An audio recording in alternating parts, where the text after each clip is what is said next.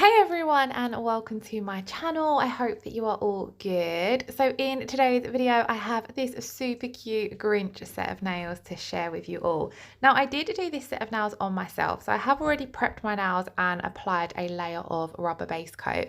And then for this set I'm going to be using regular press-on nail tips, but I'm going to be applying them with a builder gel. Now I sized up all of my tips off camera before I applied any product to my nails, and you just want to make sure that they're going to fit from sidewall to sidewall on your natural nail. It's always better to size up a little bit rather than size down, and then you can always file the sidewalls of the nail tips so that you've got a perfect fit basically. Then in the contact area of your nail tip, you want to apply your builder gel. If you're going to be wearing these for a duration of time, I would advise filing inside the nail tip with an e-file, just so that you've got better adhesion. I knew I was only going to be wearing these for a day or two, so I didn't worry too much about doing that step. Then you want to press that tip firmly down. I like to start pressing at the cuticle area and then allow that gel to slide upwards, and then pop it in an LED light to cure for 60 seconds. Unfortunately, I couldn't show you the steps of popping the nail into my LED light, as how I have my desk set up at the moment, it was just impossible. But it is a little bit tricky because you don't want to move that tip around. So ideally, I like to position my hand as close as I can to the LED light as I press my tip on, and then I can get straight underneath the light. So I just done exactly the same on the next nail. As you can see, with this particular builder gel, it was quite thick, so it held nicely until I could get my hand into the lamp. And on the first nail, I had a few little air bubbles, but the second nail went a lot better. I did the rest off camera and I was quite happy with the application. On a couple of nails, I think it was one or two, I did get a little bit of seepage from the gel around the cuticle area, but I can file that off.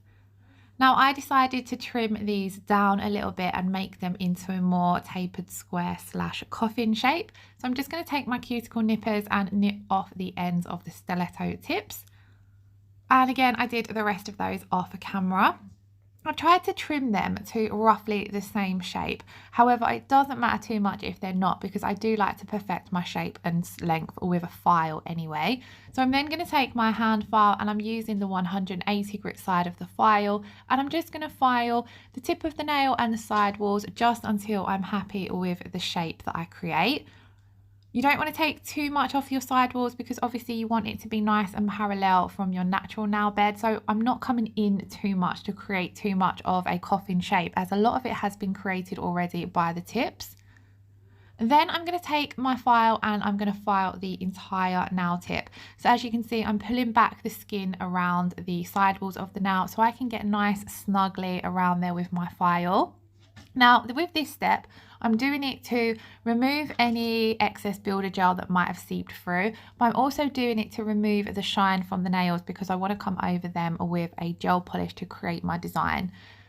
So I'm just removing all of that shine and going over them just so that we've got a nice rough surface to work on top of, as your gel polish is going to slip and slide a little bit on the shiny surface of the nails. Just coming in and perfecting that shape a little bit, and then again I'm going to do that to all of the nails off camera. I have tried to get the shape as even and as matching as possible, but it was a little bit tricky. I haven't done my own nails in a very long time, and I haven't done my own nails on camera in an even longer time, and I forgot how tricky it was. Off camera as well, I did also give the nails a good clean to make sure I'd removed any of that dust before coming in and applying my gel polish. So here I have a Kiki London's Coconut. Now coconut is such a beautiful bright white colour. It's kind of my go-to white whenever I want a base for any kind of nail art, because I always find that nail art really pops over a nice bright white base. So I'm just going to come in and apply a thin coat of this to the first two nails, the middle and the ring finger. You want to be careful and try and avoid getting any on the skin, but if you do get any on the skin, just make sure to remove it before popping it in to cure.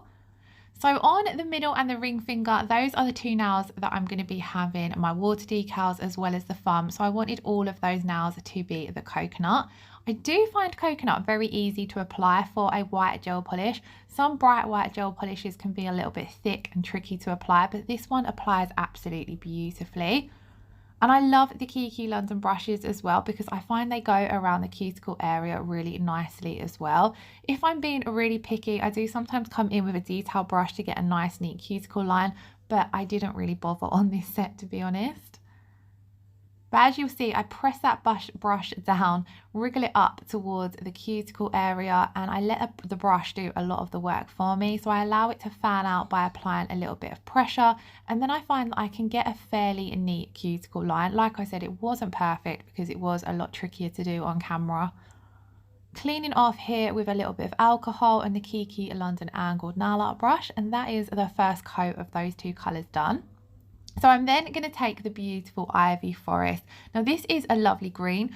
Ideally it wasn't the kind of green that I wanted for the set. I would have preferred a green that matched the Grinch a little bit more, but I didn't really think of that when I was painting on the gel polish. I just reached for this green as it is one of my favourite greens from Kiki London. And I'm just going to be applying this to the little finger. I was also going to do it on the thumb, but on the pointer finger, but I went for red instead. God, I really can't get my words out today. So on the pointer finger, I went for ruby red. Now ruby red is from the new Kiki London Fall 2021 collection, but it is a perfect red for Christmas nails. It's such a beautiful, classic, post-box red. It's just beautiful. Now it is very, very pigmented, so when you are working around that cuticle area, you do need to be very careful, because if you get any on the cuticles or skin, it may stain because of how pigmented it is. Now I popped that first coat of colour in to cure, and I'm now going to come in and do the second coat of colour. I'm applying that second coat of colour pretty much exactly the same as the first. I always find the second coat a little bit easier to apply because you've already done all of the hard work of getting a nice neat cuticle line. So with that second coat of colour, you've just got to come over the top and you've already got a guide of where your gel polish is going. And I like to float that second coat of colour on ever so slightly thick, because I keep my first coat of colour really, really thin. All of the Kiki London gel polishes I have tried, I'd say that 99% of them only need 2 coats of colour. There's the odd one that might need 3, but it's very, very rare. All of their colours, quite a lot of their colours actually, are either found that you can get away with 1 coat depending on the situation you're working on. But I do always prefer to pop 2 coats of colour down just to get a nice even base. I definitely could have got away with only doing 1 coat of ruby red on the pointer finger because it's so highly pigmented. But anyway, these are what the nails look like once we've done 2 coats and curing each coat for 30 seconds. Then we have the Grinch decals. So these are from Miss Lucy UK. I will leave her website linked in the description box below. So I purchased these back, I think at the end of November, start of December, and I just really wanted to have some Grinch nails on myself. And they are amazing because they're layered. And I haven't really worked with too many layered water decals, to be honest. They're not something that I see myself too often. So to me, they were really different and unique, and it was fun to try something like that. I'm loving layered stamping, but I haven't thought about doing it with water decals. So it was really great that when I see these and I see that they were the Grinch, I had to give them a go. So on your sheet, you can easily work out which are the base layers and which are the top layers. So I've stamped on the green for the Grinch's face to begin with.